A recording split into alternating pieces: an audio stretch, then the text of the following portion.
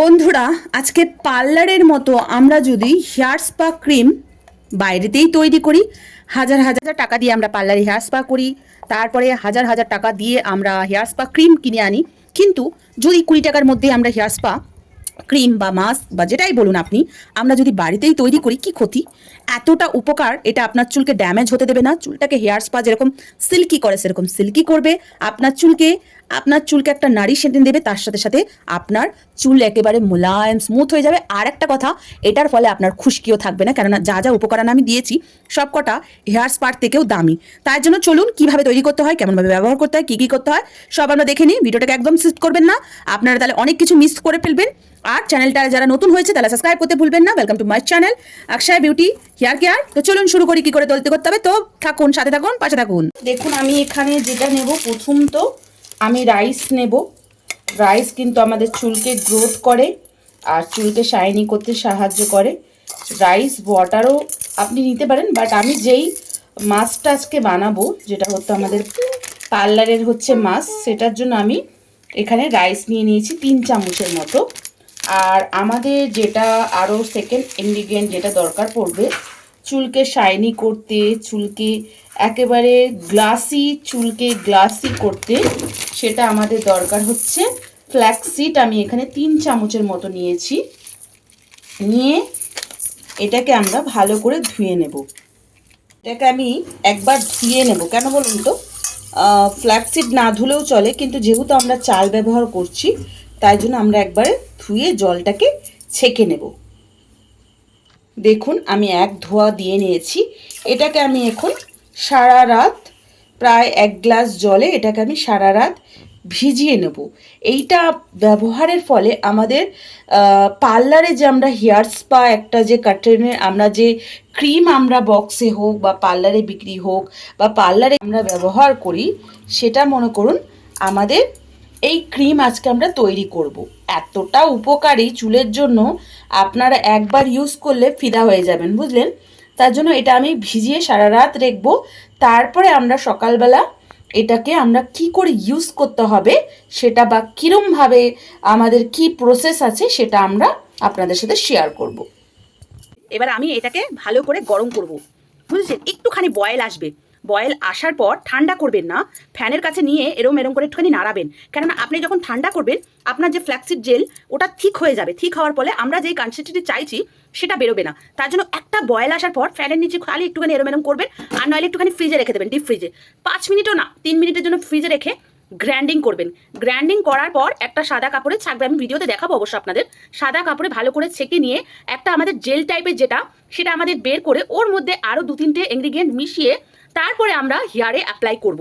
পরিষ্কার চুল হওয়া চাই, কোনো তেলালা চুল হলে চলবে না। তেল হওয়া চুলে হলে কি হবে, আমরা যেই উপকারটা, আমরা যেই ইয়েটা মানে ভাবছি সেটা হবে না। তো এটা দেখুন আমাদের একটা বয়েল চলে এসছে। এবার এটাকে আমি গ্রাইন্ডিং করে নেব, ঠিক আছে? এটাকে ভালো করে কত সুন্দর একটা গ্রাইন্ডিং করে নিয়েছি, কালারটা কিন্তু খুব সুন্দর এসছে। তারপরে আমি একটা বাটি নিয়ে নিয়েছি। এখানে আমি এটা চুলের জন্যই আমি সবসময় একটা সাদা রুমাল ব্যবহার করি। আপনাদের চাইলে যে কোনো একটা কাপড় ব্যবহার করবেন, সুতির বা জালের হোক। আপনি এটাকে ভালো করে ঢেলে দেবেন। আমার কিন্তু থিকনেসটা খুব সুন্দর এসছে। এটাকে কি করবেন, আপনি এরকম ভালো ভালো করে চিপে নেবেন হাত দিয়ে। একটু কষ্ট করলে আমরা যদি পার্লারের মতো হেয়ার স্পা তৈরি করতে পারি, হাজার হাজার টাকা যদি ঘরেই আমরা 20 টাকায় ব্যবহার করতে পারি, কি ক্ষতি আমাদের, তাই না বন্ধুরা? তো তোমাদের চুল যদি এটা ব্যবহার করো, তোমাদের চুল কিছুদিনের মধ্যেই দেখবে কত সুন্দর একটা চুল হচ্ছে, একদম শাইনি হবে।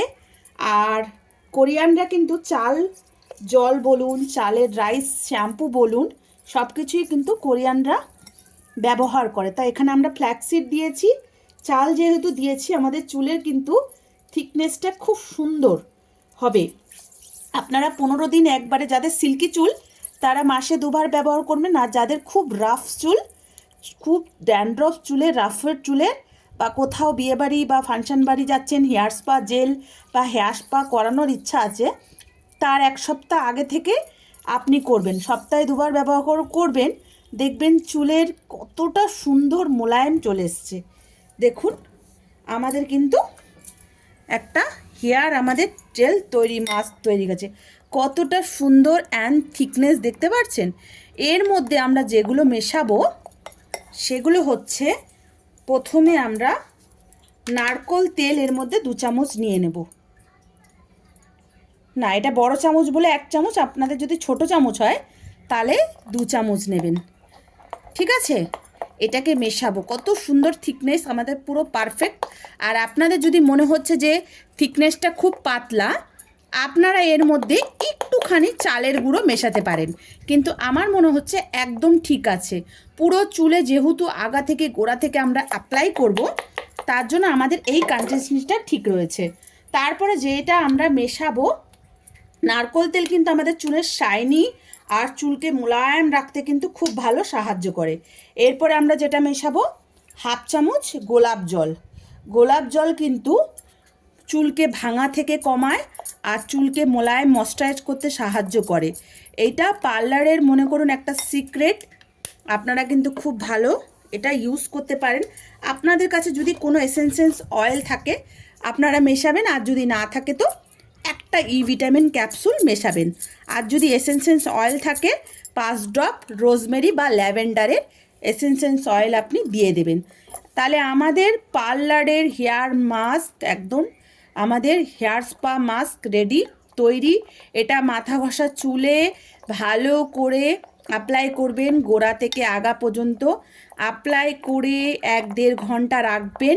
চুলের মধ্যে একটা কাভার হোক, বা চুলের যদি কোনো আপনার যদি কোনো মাস্ক থাকে, চুলের যদি কোনো টুপি টাইপের থাকে বা ক্যাপ থাকে চুলের, ওটা লাগিয়ে রাখতে পারলে আরও ভালো হবে। তারপরে লাগিয়ে রেখে যে কোনো মাইল্ড শ্যাম্পু দিয়ে আপনি ওয়াশ করতে পারেন। এর ফলে আপনার চুল দ্রুত হবে শাইনি, ঘন, মোটা। তো বন্ধুরা, ভিডিওটা ভালো লাগলে লাইক, সাবস্ক্রাইব করে শেয়ার করতে ভুলবেন না। সাথে থাকবেন, নতুন ভিডিওর জন্য অপেক্ষা করবেন। Thank you so much.